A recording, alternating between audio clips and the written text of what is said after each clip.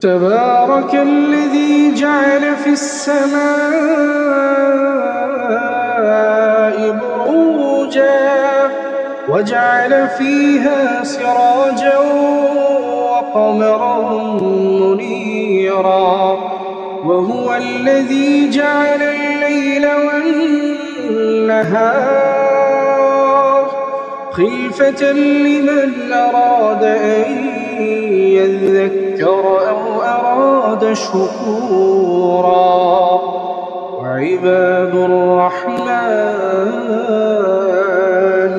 الذين يمشون على الأرض هونا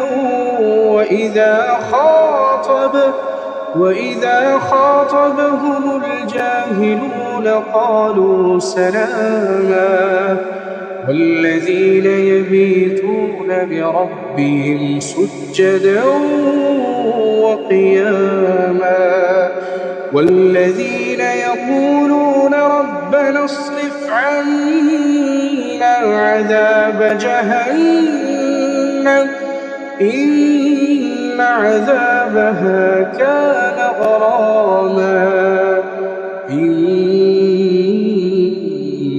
إنها ساءت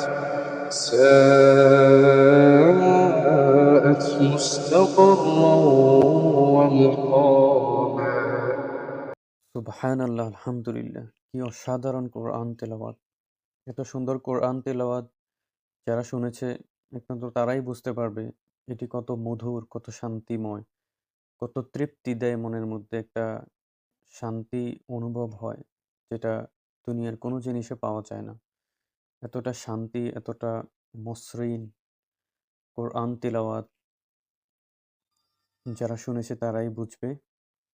তো আমরা আশা করব সবাই এরকম কোরআন তেলাওয়াত আরো বেশি বেশি শুনবে। কোরআনের এত শক্তি, এত পাওয়ার যে হৃদয়ে যত মনে কষ্ট, যত দুঃখই থাকুক না কেন, সবকিছু দূর হয়ে যায় কিছুক্ষণের জন্য যতক্ষণ এরকম কোরআন তিলাওয়াত মানুষ শুনে। সবাই ভালো থাকুন, সুস্থ থাকুন এবং কোরআন তিলাওয়াত বেশি শুনুন। এবং ভিডিওটি ভালো লাগলে লাইক, কমেন্ট, শেয়ার, সাবস্ক্রাইব অবশ্যই করবেন। চ্যানেলের সাথেই থাকবেন। আসসালামু আলাইকুম।